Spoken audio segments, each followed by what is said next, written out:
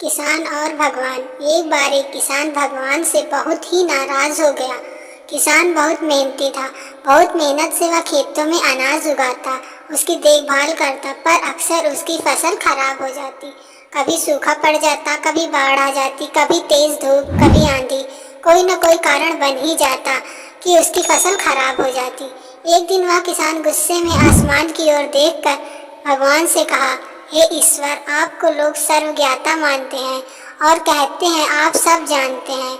आपकी इच्छा के बिना एक पत्ता भी नहीं हिलता, पर मुझे तो लगता है कि आप छोटी सी छोटी बात भी नहीं जानते। आपको तो ये भी नहीं पता कि खेती बाड़ी कैसे करते हैं। अगर आप जानते होते तो हर समय जो बाढ़, आंधी और तूफान आते हैं वो कभी नहीं आते। आप नहीं जानते कि कितना नुकसान उठाना पड़ता है हम किसानों को।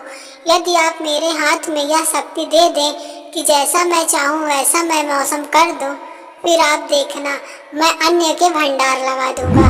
भगवान इस किसान के तीखे वाक्य सुनकर मुस्कुरा रहे थे और वह किसान के सामने प्रकट होकर बोले, मैं आज से तुम्हें शक्ति देता हूँ कि तुम अपने खेतों पर तुम्हारी जैसी इच्छा हो तुम वैसा मौसम कर दोगे। मैं बिल्कुल भी दखल नहीं दूंगा, तुम्हारी इच्छा से सब कुछ होगा। किसान बहुत खुश हो गया। किसान ने गेहूं की फसल अपने खेतों में बोई। जब उसे लगा कि खेतों को धूप चाहिए तो खेतों को धूप मिले, जब पानी बरसना चाहिए तब पानी बरसा। आंधी, तूफान, बाढ़, उसने कुछ भी अपने खेतों पर नहीं आने दिया।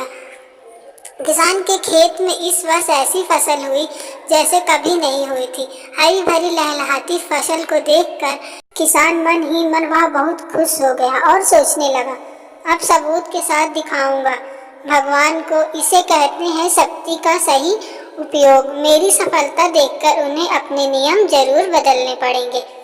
कुछ दिन गुजरे, फसल कटने को तैयार हो गए। किसान बहुत उत्सुकता के साथ फसलों को काटने लगा, पर जैसे ही उसकी नज़र गेहूं की बालियों पर गई तो उसने अपना सिर पीट लिया और वह रोने चिल्लाने लगा। गेहूं की एक भी बाली के अंदर गेहूं का दाना नहीं था, सारी बालियां अंदर से खाली थी। किसान बहुत दुखी हो गया। उसने भगवान को रोते हुए फिर पुकारा, हे प्रभु, तुमने ये मेरे साथ क्या किया? क्या तुमने मुझे कोई सजा दी है?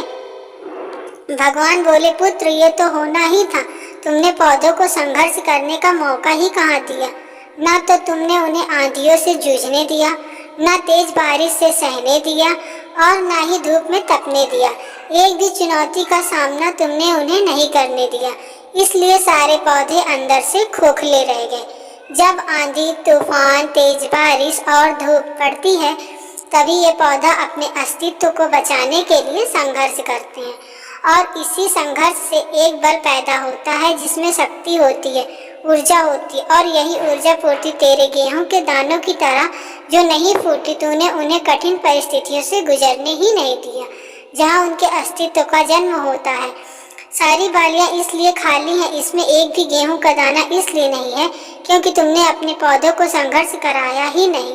याद रखिए, स्वर्ण में स्वर्णीय आभात तभी आता है जब वह आग में तपने, गलने और हथौड़ों से पीटने जैसे संघर्ष से गुजरता है।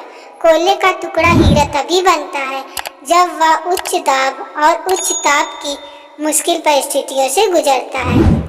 इसी तरह यदि हमारी जिंदगी में कोई संघर्ष ही ना हो, कोई चुनौती ही ना हो, तो हम भी गेहूं की बालियों की तरह खोखले रह जाएंगे। कोई अस्तित्व नहीं होगा हमारा। विपरीत परिस्थितियां, चुनौतियां, समस्याएं हमें और अधिक निखारती हैं। यदि जीवन में कठिन परिस्थितियां और चुनौतियां आएं तो घबराना मत, बल्कि सामना करना। विश्वास करना कि आप और अधिक निखर जाओगे और अधिक मजबूत बन जाओगे। किसी ने कितना सही कहा है, जिंदगी जीना आसान नहीं होता, बिना संघर्ष कोई महान नहीं होता। जब तक न पड़े हथौड़े की चोट तब तक पत्थर भी भगवान नहीं होता। हमारे चैनल को सब्सक्राइब करें।